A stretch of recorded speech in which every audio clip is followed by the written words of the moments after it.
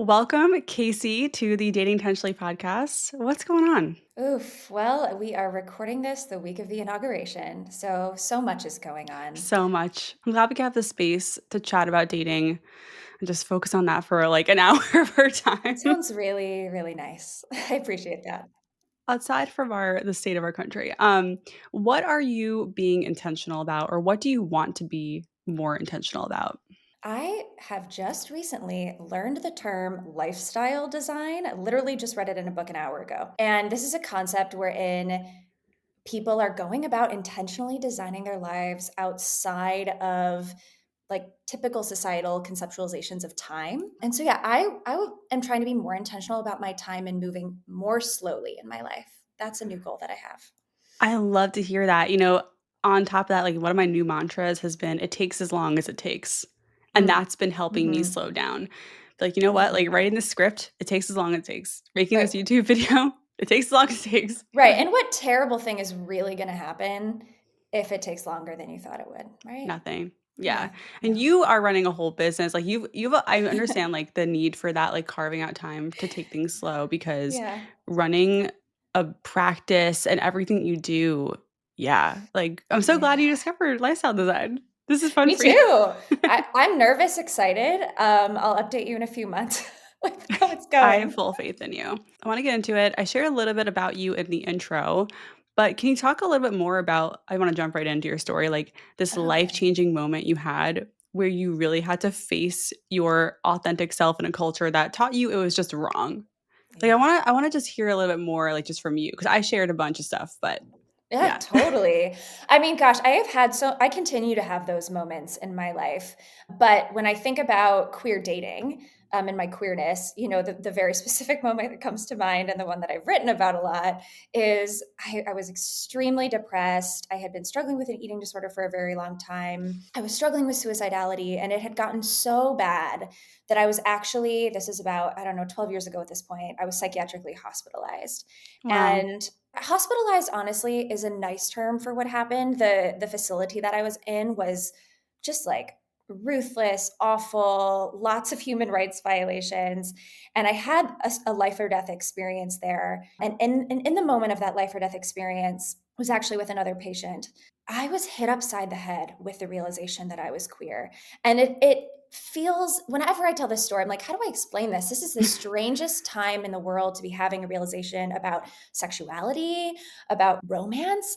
But as I've become a sex therapist, the more and more I've done this work, the more I realize that queerness and our ability to be authentic is life-saving. This is life-saving work that we do. And so in retrospect, it now makes sense to me that in this life or death moment, I would be thinking about authenticity and sexuality. And it was from there that my recovery truly began. I came out, have been dating as a queer person ever since and doing great. That's awesome, and yeah, I mean, hearing you talk, you're right, it's like, how could you explain this? I mean, Mhm. I can't say I relate to that moment at all, I haven't had that Most people experience. don't. Yeah, like and I'm like, "Wow," but it also does make sense, like, when everything is just on the line and you may have this moment of clarity, like, this extreme visceral clarity. Yeah, it's like It's a of course you're rock still bottom. processing it. Totally. Like Oh, yeah, still well, and not only am I still processing it, but I still think, like, when the rubber meets the road and I'm having moments in my life that are these rock bottom moments, those are always moments of discovery. And yes, 12 years ago, it was queerness that I discovered, but there are new things being discovered all the time. Yeah. So So I also think it's really interesting how this moment has also just, like, put you on this path to where you are now, mhm. and I wanna hear more from you, like, obviously, you're not out there telling your patients to have a life or death moment to, like, No. figure their so, like, so can you tell me a little bit about, like, what that path might look like without having this extreme You know what moment? is so funny about this and timely is that I just recently wrote a post, and I think the first line is, if you want to get out of like the capitalistic spirals about your life, think about your death. And so it's not saying have a life or death moment, but it is saying that when we face mortality, when we think about mortality, the things that are important to us do come into full view. And those might be moments for folks who are out there who are thinking like, is there maybe a gay bone in my body that I haven't discovered yet, right? That those are the moments when it can be really hard to ignore those parts of ourselves because Right.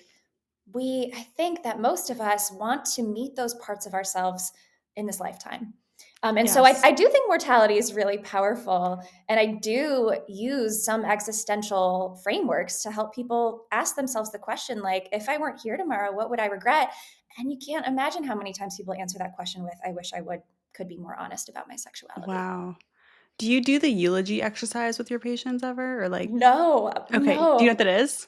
Is this like the narrative exercise where you ask them to write their own eulogies? Yeah. Okay, yes, I've not used it, but I think maybe it's been done to My me. coach did that with me, like, I had a Okay. business coach, and she that was the first thing we did together, and it Oh my is god. kinda like what you're describing of, like, okay, when I write down my own eulogy, which is, like, if you're listening to this and you wanna try it, it's what I did was literally look up, like, what you like, a eulogy What template, is a eulogy? yeah, and then, like, just kinda work from there, but it was really interesting to look at my life from that perspective, and it can be really helpful, and it did definitely clarify a lot of things for me, and I think Yeah. I guess there's a lot of ways to do it based on what Day you're 1 of describing. coaching is a strong choice, though. She's a great Wow, coach. wow, incredible.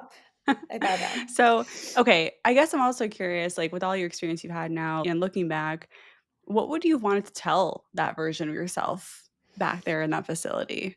Ooh, gosh. I mean, I think at any age, whether you're 15 or you're 40, there is this sense that we have lived so much life and that we have like wasted time. That even I know 12-year-olds who feel this way. And so I'm sitting there, I'm 20, probably 21 years old, and I'm having this realization. And then I think I'm having some panic because, oh my God, I have lived 21 years without knowing this about myself. I've Mm. spent so many years dating people I didn't want to be dating. And so part of me wants to laugh at the idea of a 21-year-old being like, I'm out of time. But another part of me actually wants to hold that with a lot of tenderness and Me seriousness too, me because I too. know how real that is, no matter what Yeah. age we are. I feel that way today. And so I think I would hold it and I would take it really seriously. And I would also say, like, listen, babe, like 12 years later, I promise there is more than enough time. And I would say this to somebody who's 60 years old. There is more Mhm. than enough time. That's beautiful, and I love that, and it's, like, really hard to internalize that because I think logically we all know that, but it does take time to really feel that and live that. I mean, Yeah. I think we feel that in our careers too. It's like, "Oh, I have to, like, be so accomplished by 30," like, in this culture Mm. this hustle culture we have, or like, I think of people I know like that. It's like, actually, no. We really don't. The rules are made up. Totally. They are made up, and oh my god, the things I know now that I didn't know when I was 29. And the things I knew when I was 29 that I didn't know now, that Right. I don't know anymore, right? Like different ages hold different wisdom. So yeah, I think that's so true. Yeah. So, okay, I love your work. Please go follow Casey. Like, you have the best. I just Thank love you. your page so much. But and you talk about like sexual awakening a lot in your work. What does this mean Mhm. to you exactly? Yeah, totally. Well, I often will start with what it doesn't mean because I think when we hear awakening, well, first of all, it can have some religious connotations, but also I picture somebody like on a yoga mat by the ocean being like, oh, I now understand. But as you've now heard, right, my sexual awakening happened on the floor of a detention center, essentially. So I also like to say sometimes the sound of sexual awakening is a scream because these moments do sometimes come out of pain or hardship or limitations or a breakup or just any kind of heartbreak or grief. And so I think these awakenings, they're ongoing. They can happen at any Mm, age. They can happen for any reason. And they are just moments, I think, when we take a look at ourselves and we say, there's something about my life that's different from what I'm now envisioning for myself. And I feel capable of change and adapting. And I feel curious and I'm asking different questions. And those questions are eliciting different answers. And I'm looking at that with bravery. And so, I don't think sexual awakenings also have to be as huge as I thought I was straight, I'm gay. It can right. be as simple as, I've been faking an orgasm for 3 years and I don't want to fake it anymore. Yeah, hand is raised. Okay. Oh, yeah, no, I mean, I did that for most of my Yeah, sexual same. life until like recently. Yeah. Totally. So it doesn't have to be a huge identity. It could be anything. We did not get the education we needed around this. So of course we are in our 20s, 30s, 50s, 60s, blah, blah, blah, going to have these awakenings now that we are Yeah. getting this information finally. So, okay, this is kind of maybe a silly question, I don't know, but it's like I'm just a very practical person. So when you hear you talk about this, I'm like, how do you do sexual awakening? How do you do it? Ooh, gosh. I think there are so many different ways to do it, but the first thing that comes to mind is like locating the fear in our bodies, because I think that sexual awakenings can be terrifying and they can have some fallout before they make things better. So for example, faking orgasms for 3 years. I've worked with clients who are in long-term relationships. They faked orgasms for 3 years. They're saying, I don't want to do this anymore, but if I disclose to my partner, right, this is going to be a huge That disaster. was They're going to literally me, realize, I did that, yeah. okay, all right. So I don't even have to I explain this disclosed to you. mid-relationship, yeah, yeah. Yeah. And so It's you terrifying. probably know deep in your body that the sexual awakening of I'm done faking orgasms had some consequences initially and was probably very terrifying. So I think before we get to the part where we're like, or like orgasms are abounding, we have to be able to stay with that fear and not turn from it. Because I think for a lot of people, the orgasm example is a great example. I think it's fear of people seeing you as a liar that keeps you from stepping fully into that awakening. So being with that fear, being really gentle with yourself around that fear, and not seeing fear as a bad sign. Like fear Yeah, can be a right, oh, really yeah. great sign. Oh, I mean, for me, like, one of my, like, not rules is, like, if I'm scared of something, it probably means I need to do it. Yeah. Obviously, Right. that doesn't apply to everything, but most things, like, especially Yeah. that kind of thing where it's like, in order for me to get to where I wanna be, which in this case was, like, having much better authentic sex, like, I need Yeah. to communicate. I need to come clean about this. I think what got me through that, if you're listening, I don't know if this will help, is, like, just knowing what's that on the other side, especially with a partner who at that point I knew he's understanding, wants to also have great sex with you and trusting that. And so Totally. what happened for me is, like, we took a break probably for, like, a sex break for, like, a couple weeks as he was, like, Mhm. processing this information, which is understandable, and then we ended up having better sex after that. But there was that kinda tough transition part where I was like, "Okay, like, I guess I'm gonna wait until he's ready to do that 'cause that's painful for him." You know? Totally. And with any of this, and I think with most sexual awakenings, if you and the person or people that you're in relationship with can hold that the reasons we keep these things from each other and ourselves is not because we're liars and is because we are missing information, right? We were socialized in this very particular way. Then when we're hurt by things like this, we don't have to blame the individual. We can actually get Right. mad at the real enemy, which is, bad sex education. So, yeah, I'm hearing, like, a mix of self-compassion and just also waking up and realizing that it's not Yeah. really totally your fault. No, No. I think with sexual awakenings, 99 times out of 100, it's just not gonna be your fault. No.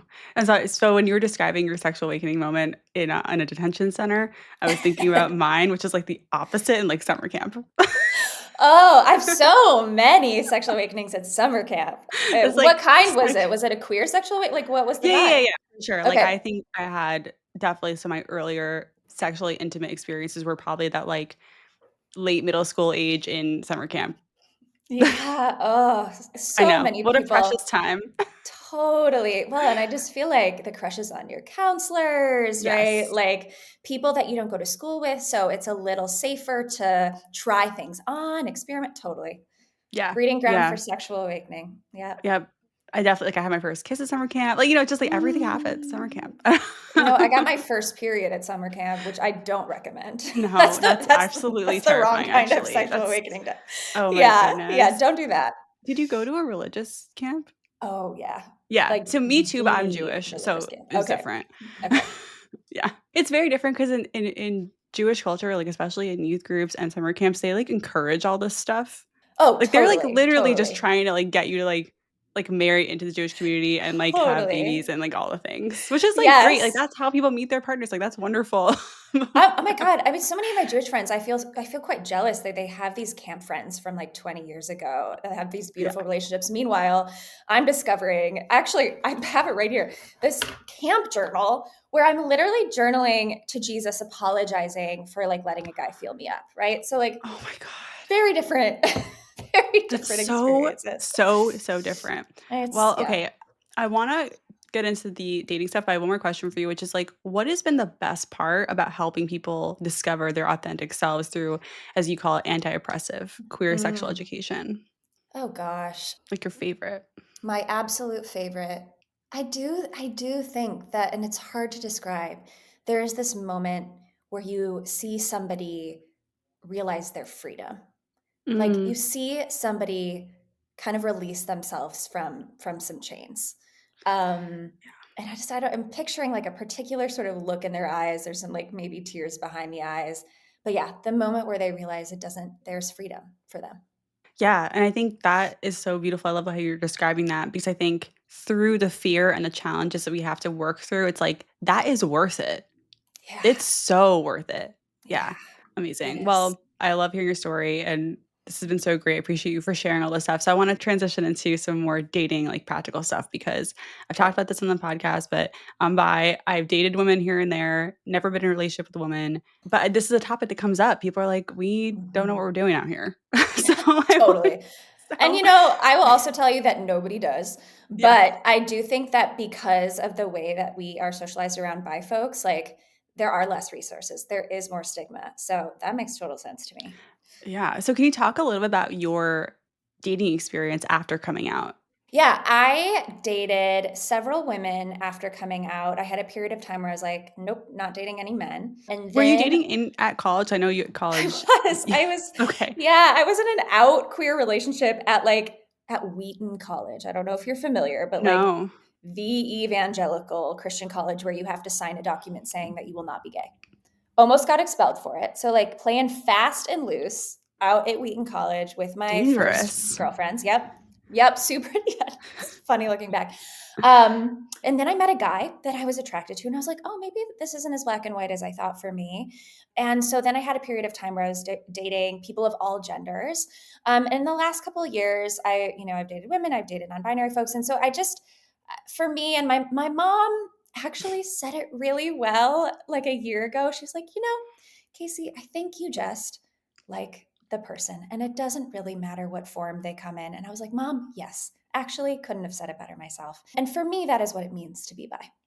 Yeah, I totally relate to that. Like, when I was single and doing my, like, crazy dating journey, I looked at what I need in a partner, and I'm like, "I don't need this to be a man." Obviously, I ended up with a guy, but, like, that's really what I was thinking. I was like, I don't doesn't matter." Like, Right. gender The doesn't fact that he really. is a man is not what makes this relationship work, I imagine. No, absolutely Okay. not. Like, I think I really could have easily ended up with a woman too, depending on how things went. Yeah. Yeah. Yeah, totally. And yeah, it's like it's who the person is. And I think that also just aligns with a lot of like the dating advice that I share. We're looking for alignment in values, compatibility, and also having fun with them. Like Mhm. these things are kind of universal. Yeah. Totally. And it's not to say, certainly, because I think like the bi experience is as vast as the number of bi people there are. And this is bi people make up the greatest percentage of the LGBTQ plus community, that there are certainly people that are like, you know what, the body parts do matter to me. Mhm, yeah. Or having a partner who also identifies queer is important to me, right? Mhm. Like there can be those layers, and I don't want to invalidate that. And there are a lot of people that are like, listen, it's about the soul, and I don't Yeah. care about the Right. form. Yeah. So tell me a little bit more. Like, okay, so you're in college, you're like sneaking around, you're trying to I'm avoid really getting sneaking expelled. around. But like aside from Yeah. that element, that layer, how did you like start? Like, where did you start with this? Mhm. Like, did you have a crush on someone? You hit on someone? Like, how did this all happen? Yeah. So I came back to my therapist in Chicago at the time and I was like, I think I'm gay. And she's like, babe, I know. Like, duh. And that's always how it goes, I feel like. And the first thing I did is I bought its ticket alone to go see the movie Blue is the Warmest Color. Lots to say about that movie now. At the time, it was just gay and I was excited. I went and I was like, yep, confirmation. Am in fact gay. That same day, I got on OkCupid. It was just a website at the time, not an app. I remember. Yep. You remember. And I think that very first day, I met my first girlfriend because let me tell you, the bar was low early on. It's not to say this woman wasn't wonderful. She is, but I think this is actually a very normal experience that when you open the door, you're like, any woman would be so exciting. And so I was Right. like, yep, you're the first person I'm meeting, and you're a woman, and I am pumped. And we So dated for a month. so she was in Chicago, like, was it long distance? Like, what? Yeah, she was about 7 years older than me, had like Okay. a full ass job in Chicago. Meanwhile, I'm still at Wheaton College. I'm like commuting 45 minutes from Wheaton to see her every day. She like goes to work. I'm watching the L Word in her bed. I'm trying to, give myself an education. You're, like, trying to She get up to speed. I'm trying to get up Catch to up. speed. I am. And she's like, please, dear God, catch up. I cannot keep educating you. And then ultimately she broke up with me truly, I think, because I wasn't ready. I needed to do a little bit more work before I was ready to, date the first woman I saw. Okay. Yeah. Questions. So, what was the level of insecurity you had going into this, and how did you deal with Mm. that? Oh my gosh. For me, the level of pure excitement that I felt at like holding hands with a woman was enough to override the insecurity. I love And that. and I was really lucky to like have this person be somebody who'd been out and queer for like a decade, because she like took me by the hand and like showed me the ropes. And certainly I remember the first time I had sex with her, I was terrified. And I Okay. am certain that it wasn't good. Like I am certain that basically I just paid really close attention to what she was doing to my vulva. And then I just tried to do the exact same thing back, which That's not a horrible strategy. it's Look, that not. if you're No, starting from scratch, like, that makes sense. it does. I'm proud of myself. I'm really proud of Yeah. myself. And I'm really grateful to her for just being encouraging about it. So, yeah, certainly was insecure, but I'm telling you that, like, I was like a teenage boy. I Yeah. was, I mean, that makes a lot of sense too, my yeah. insecurity was not stopping me. Let me correct that, because I don't even like saying it that way, because teenage girls can be super horny too. Yeah. Right? I was just like going through puberty all over again. That's fun to do when you're, like, in your 20s, again, like, or whatever old you were, Right. that's yeah. What would your advice be then in this case, like, for Mhm. someone who right now is like, "I am really interested in same-sex dating, queer dating, whatever it is. I'm new to this." What's a good mindset or just something to remember when they're in that fear zone of, like, Yeah. "I literally have no idea what I'm doing?" Totally. So kind of building off of that story, even though I was showing up in that relationship with no skills whatsoever, I do think that the level of excitement and earnestness and investment that I brought was enough to be really exciting for her. Yeah, right. And so what I would say to this person is, what you lack in skills and experience, you make up for probably in excitement, curiosity, investment. And who doesn't like to be on the other side of a date where somebody is experiencing those things about you, right? Yeah. Like that is huge perks of dating people who are new to queerness there. Enthusiasm is a huge turn on, and I give this advice to a Yes, lot of people who write in who are like, "I'm dating a great person, but, like, they're not as experienced as me." I'm like, "Hey, if they're enthusiastic, you can work with that." Like, that is totally. That like, is raw you will be material, able baby. like, I'm sure by the end of that month, you were a lot, more confident, Oh, yeah. you know? Totally. Oh, yeah. I was on top of the world. I feel like the learning curve with sex, if you're really willing to Yeah, communicate and listen and, like, workshop things with your totally. partner, it's, like, pretty steep, you It know? is. It can be, and I think that, not only are there books, but there are places like omgs.com where, like, you can literally learn without even being with somebody who shares the same genitals as you. Have So you used that? Have you used yeah. OMGS? Oh, yeah. Yeah. I've used it. I've written courses for Right. Oh, platforms like that, and really gotten into the nitty gritty. Like I just wrote a course with Flow that's on their app, where you can literally go on, use your fingers on a vulva, and practice different techniques. Like that's this stuff is awesome. out there. Yes. Amazing. Man, it's so great. Like, think about 25 years ago, 30 years ago, just like this did not exist. No. No. No. And No. now there's just I mean, there's still not enough probably, but there's just so much more. Yeah, no, it's true. Cheeks is another great platform. I'll throw that out there. They do a ton of Great. workshops, and have like incredible, super ethical queer porn. Highly recommend. Amazing. So when my listeners ask, what is your advice if you're intimidated by the idea of dating women as a woman? Yeah, normal. I mean, I just say like so common and normal, and different reasons for this, but here are two that I hear the most often. The first is, I have been keeping myself from this for decades, possibly, and it feels safer to not try and not fail than it does to find out that women don't like me back, that women aren't Mm, interested in me back. Like that idea is really terrifying. And then on top of it, especially if you are a woman, we all know what it was like to be in junior high, right? Like women have all been hurt by other women. and that's not a woman thing. That's like because we've all been taught to, that we're in constant competition with each other. We can bring some of that into dating women. We can bring jealousy. We can bring competitiveness. We can even Oh, bring yeah. comparing our bodies to our women partners. And so I think this intimidation makes a lot of sense. We've been socialized to be intimidated by other women. And what I will say is like, if you are a woman who wants to date a woman, there is a woman out there for you who is going to be attracted to you. And really the only way to get over intimidation is to feel intimidated and do it anyway on repeat until Yes, yeah. until it stops being intimidating. I agree. It does it there in the beginning, there is that you have to push through the fears and, like, you kinda have to tune that voice out so you just get to do it, and the first few times might feel uncomfortable or weird or just, like, different, foreign, unfamiliar, all these things, and it's like but then Yes. it won't anymore. You Yes. know? There is Right. the other And then it side. won't. Totally. Yeah. So another topic that came up was have you ever like just meeting people in person? I think dating apps are wonderful. I met my husband on a dating app. Like I think they're great. I think they're great for all Totally. kinds of daters, but a lot of people don't want to use them right now in 2025. Mhm. Let's talk about meeting people in person. Is the Yeah. only answer going to like queer events? What do you think? Mhm. I think, I'm gonna say yes. Oh my god. I actually did not expect you to do I that. know. Okay, here's my reasoning. I'm saying yes, and I'm like putting a playpen around that because I'm not sure I agree with myself. But unless you're going to a queer event or a space where you know that queer people are, like Trader Joe's, I do think it is really hard. And there's a couple of reasons for this. One, I think big one, you're not going to necessarily know who's queer. Two, people may not be in a mindset where they're like ready to be approached. So going to a place where you're more aware that people there are queer and you have a sense that people are like pretty open to being approached can really lower the barriers to approaching somebody. I met my current partner in person at a birthday party of a queer person.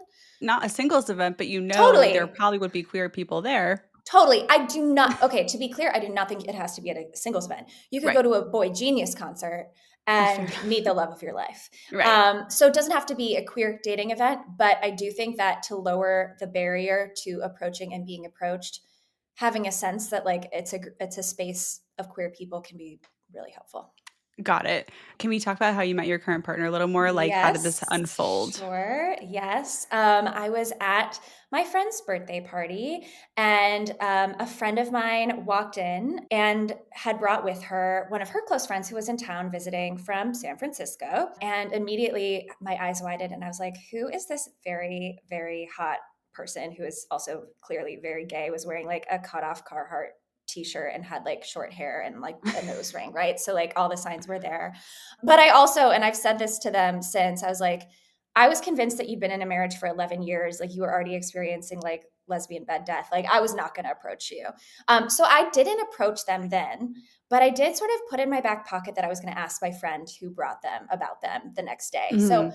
texted them and was like, hey, your friend, they available? Like highly doubt it, but just asking. They were like, oh my God, yes, let me set you up. We went on a date like 2 days I just later. wanna pause there. Yeah, Yeah. no matter who you're dating, that is something you can do. Like, everyone listening, please, if you see someone attractive at a gathering that your friend's hosting, your friends there, like, text your friend, "Are they single? What's their deal?" Yes, Like, yeah, totally. You do do it. not have to go up to that person and risk it No, all.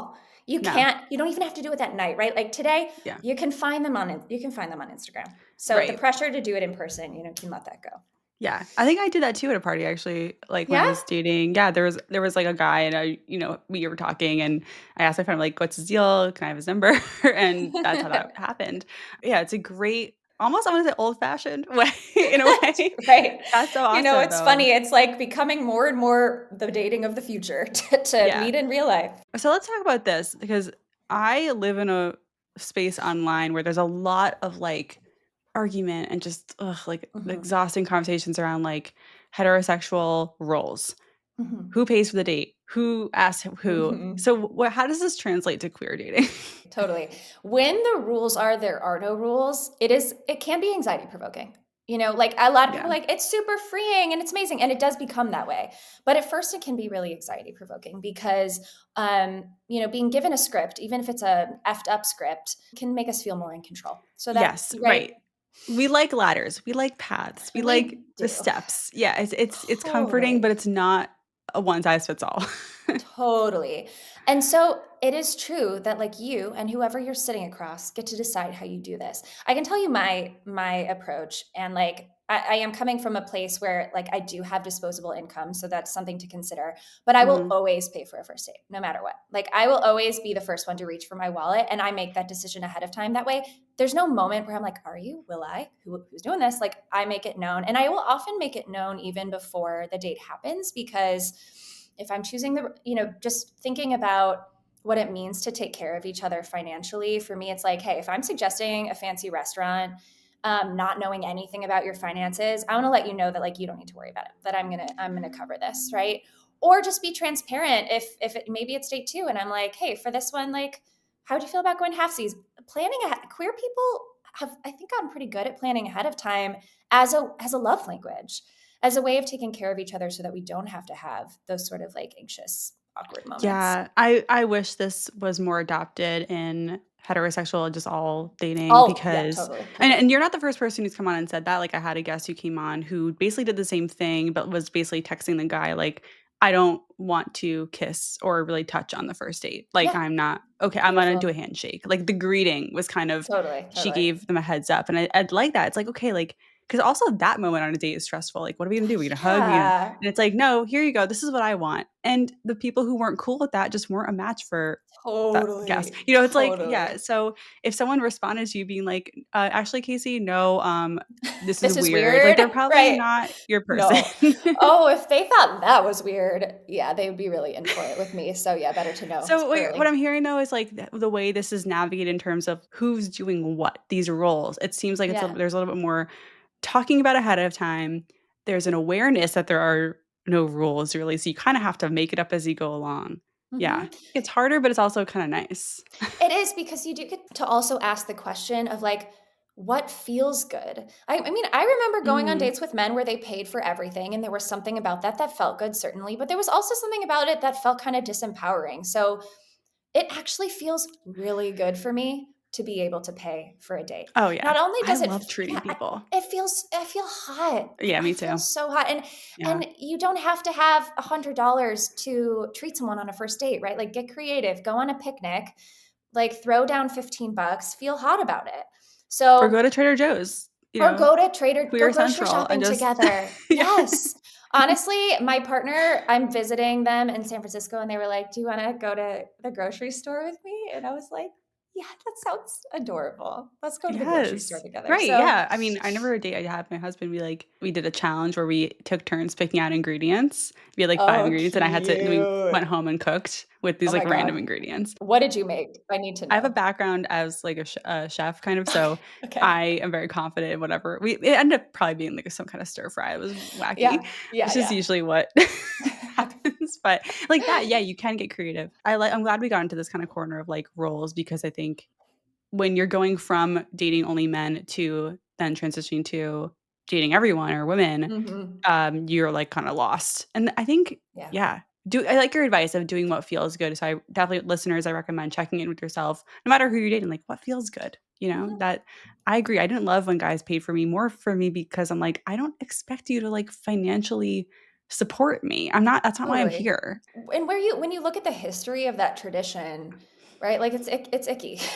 It's just Yeah, it is icky. it is pretty icky. So, what are some other differences you think between queer relationships and hetero relationships? I think one thing I've heard is, like, that lesbian relationships, queer relationships often move very fast. Mhm. The U-hauling of it all. Yeah. Yeah, I mean, I do think that when you get two people together who have both been socialized to be more open with their emotions and and just like more open generally, what you can get is a sped up dating process. It is often because of gender norms and roles. The man who's hitting the brakes in relationships, and so when those brakes, go away, and again, this is not black and white, but yeah, it certainly can happen. I've been part of many of U-Haul bling Can you relationships. say what that is? What is U-hauling? Oh yes, for sure. I mean, U-Haul, most of us know, is a moving truck company, and the trope is that on the second date, lesbians will pull up in a U-Haul, with their stuff ready to move in. That is so funny. Oh my Yeah, gosh. and Do it's you think that's, not like, an wrong. accurate is it? Oh, it's not? Okay. I mean, no, it certainly differs for everybody, but I'm gonna say that it is that it. I know many Okay. many people for who this is true. So knowing that this is maybe on an area where you might wanna be careful or be cautious or be a little more discerning, like, what is Mhm. your advice for navigating that where it's like, "Oh, cool, I meet a Yeah, woman I really like, and we're really excited, there's all this energy." What's your advice for that? Like, staying totally. grounded? You know, I am big into learning by flopping. And so if your first queer relationship needs to be a U-Haul and you learn through that process the pros and cons of U-Hauling, because there are pros and there are cons, then that's what you need to do. So I'm not going to sit here and be like, don't do the thing that you want to do. But what I am going to say is maybe make that pro and con list before you do it. Think about what it means to intertwine your life with somebody that you can't possibly know. You just really can't possibly know somebody a month in, and what it will take to untwine your life if it Yeah. doesn't work out, right? It's not me saying this is bad, this is shameful, but it's me saying, is it gentle? Like, is it the gentle Mm. decision for you and for the other Mhm. person or people? I have found by learning by flapping that is not the most Have you gentle. had a U-Haul experience? Oh, yes. Oh, yes. Can you share? Yeah, of course. I mean, my ex, who I was engaged to, moved in after a month. I have no regrets about it. We had an amazing time. But I do think that had we given each other a little bit more room for deep knowing before coming together, then we wouldn't have had, I would say maybe like the realizations wouldn't have felt so harsh and so high stakes, right? Like when you're living with someone, you don't know them very well and you learn something new, it feels extremely high stakes because you have tied your life to this person. And when stakes are high, that's when all of our weird attachment tendencies come out. We can't be ourselves. And so you might handle it differently than you would if it was lower stakes. So again, it's not about Right. bad or good. It's just about like, does it offer you the spaciousness to show up the way you want to show up as you're learning things about each other that are sometimes wonderful and sometimes hard. Great. And what I'm hearing is like sometimes they're in relationships, there's this pull to kind of just like keep it moving, keep going. But what Yeah. I'm hearing is like if you do pause, you actually do have some control over the pacing. And you can Yeah. be like, hey, you know what? Like, I think I want to just take a beat here and just enjoy this moment before we move to the next step. There's no reason to rush. Yeah. There's no reason to like I'm so answer that glad pull. you said that about enjoyment because, and like my partner was saying this to me the other day. They were like, Casey, this stage that we're in right now is a stage that like we're not going to get back. Like, Oh let's yeah. really be in it. The stage of living together, if you want it to be, can be a 50-year experience. So Yeah. yeah, give yourself a second. So you don't currently live together. No, I mean, we don't even Yeah. live on the same side of the country. Oh, so okay, so this has been long distance. Yeah, I'm in Oh my Brooklyn, gosh. there in Oakland. I wanna hear a little bit more about how this long distance thing is working for you, because a lot of listeners are in long distance relationships right now or, like, trying to get into that. So what I'm hearing is you met at a party, Mhm. then what happened? You went on a date So and then they went back, we like yeah, we were really, really lucky because we went on a date and then I already had a trip planned to the Bay Area like 2 weeks later. So we were able to go on a second date. And they also already had a trip planned to New York 2 weeks after that. So immediately without even having to schedule new flights, like we were able to go on 3 dates within a month, which was do you believe in huge. fate? I It do sounds believe like I believe the universe maybe sometimes like pats us on the butt and pushes us forward. But yeah, so I think those 3 dates were enough to be like, okay, we're gonna invest in this, and wow. we made a commitment to see each other every 2 weeks, and that's what we've been doing. So you one of you Yeah, has been flying back and forth. yeah, we take turns, or Wow, we've like every 2 met. weeks? Yeah, every 2 weeks. Did you go into that being like, "Let's try this for a month and see how it goes," or, like, was there Mhm. no kinda like, "We're gonna check in?" Like, how did you navigate that Yeah. part? I think what we said is let's just take it a trip at a time. And if at the end of each trip we Amazing. still want to see each other in 2 weeks, then we see each other in 2 weeks. So literally it was like one trip at a time. That's gold. That's golden advice. I love that. Let's take it one trip at a time. I've never heard that. That is such a great, like, approach to long distance because Yeah. some people get so ahead of we all get ahead of ourselves. It's like, "How it's Yeah. gonna work in a year? Oh, like, I have this trip and Yeah. I'm going here and this thing with my work," and it's like, "No, no, no. One trip at a time." One trip at a time. What were these first 3 dates like? Were they, like, Oh my God. so amazing that that's I will be honest with you. I like each date made me like them more and more, but some of them were kind of hard moments. The first date, what we were both really nervous. Like I think we would both say that we were both pretty nervous. They like to say like they like brought out their first date robot that they bring on their first dates, who kind of like takes over as they like anxiously dissociate. I think we all have first date robots. Oh I don't yeah. think they're alone in that. So yeah, met their first date robot and was like interested enough to like see if I who you are. The second date, they picked me up from the airport with these flowers that I had just gotten tattooed on my arm. And I just was like, okay, I'm melting. And then they were like, we hadn't kissed yet. And they were like, I can't wait to kiss you. And so they just like pulled their car over on this like beautiful view of the bay, like took me out of the car and was like, we need to be kissing now. And I was like, okay. I such a wait, I wanna pause there because that's such a great like, another amazing tip for you listeners to use. You can say you wanna kiss someone. You don't have to, like, wait for the magical moment or create it. You could just text someone and be like, "I just feel Totally. excited to kiss you." Because I do hear from Totally. a lot of people where it's like 5 dates and they haven't made a move, and it's like, you can get this ball rolling by communicating that ahead of time, which Yeah, again, goes back to what totally. you were saying I earlier. think we had been talking for like 2 weeks about how nervous we were to kiss each other, and the moment didn't come, like, they literally created the moment. They're like, "I'm gonna drive my car to this pretty place, we are gonna get out, and we are gonna kiss." And I was like, "Great, We perfect." love to see it. About the texting, because another thing with long distance Yeah. is, like, this is the texting is a trap in all dating, like, all Yeah. genders, all Yeah. sexualities. Yeah, So it how certainly did can be. you what was your approach to the texting and communication? Did you guys call each other? Yeah, we didn't call each other for the first couple weeks, I think. And then maybe I made the first call move. We like watched a movie long distance together, and we watched the movie Ghost, and we texted about it long distance. And I started like calling them on my drives. I was in LA at the time. And now we try to do at least one intentional phone date on the off weeks that we don't see each other, and then we try to at least like have a good night phone call every night. They are a midwife, and so they like work all hours of day and night. But yeah, we just try to make sure that we're connecting at least once a day. I'm so happy for you both. I'm so glad you've been able to make this long distance work, and thank you for just sharing this wonderful example of long distance.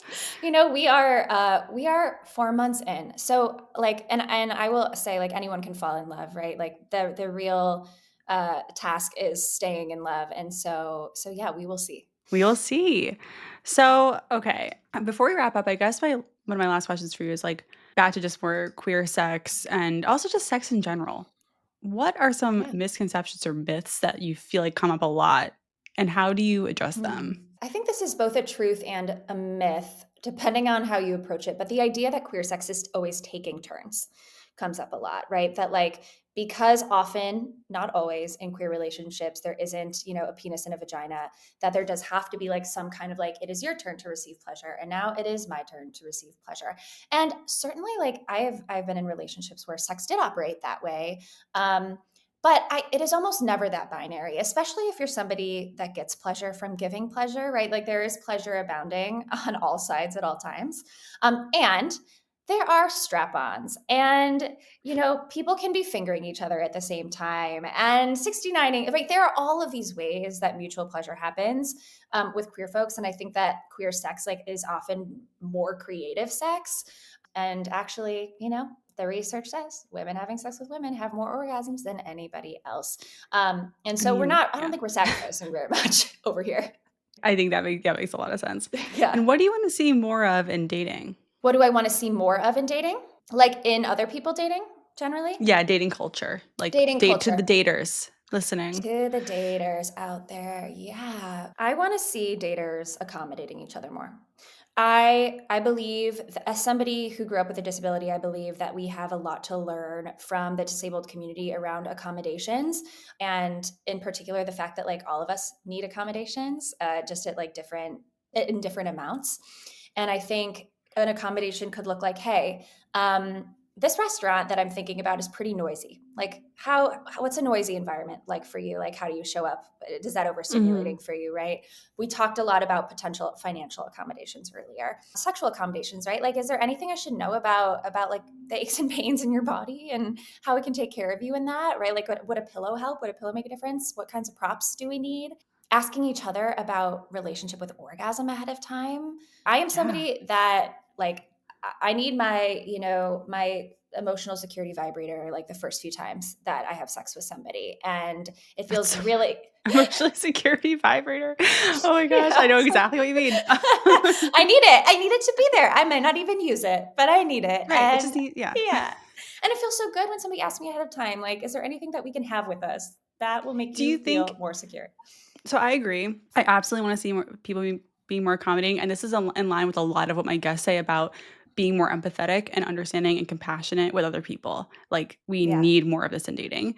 Yes. However, I wanna ask, like, in addition to that, what about speaking up for the things that you might need in a date Totally. or in a sexual experience or Totally. whatever? Like, "Oh, actually, like, hey, can you please pick a quieter restaurant or a quieter place?" Or like, "Hey, Yeah. is it cool if I bring my emotional security vibrator?" Like, is there do you think it's like we're meeting each other halfway? Like, what do you wanna like, what do you Yeah, think about yeah. that?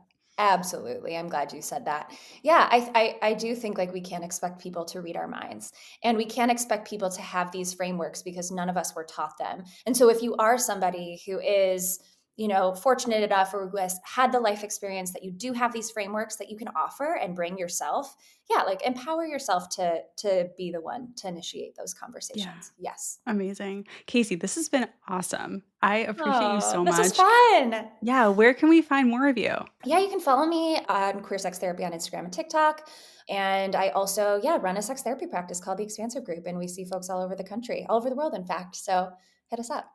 That's incredible. Well, thank you again.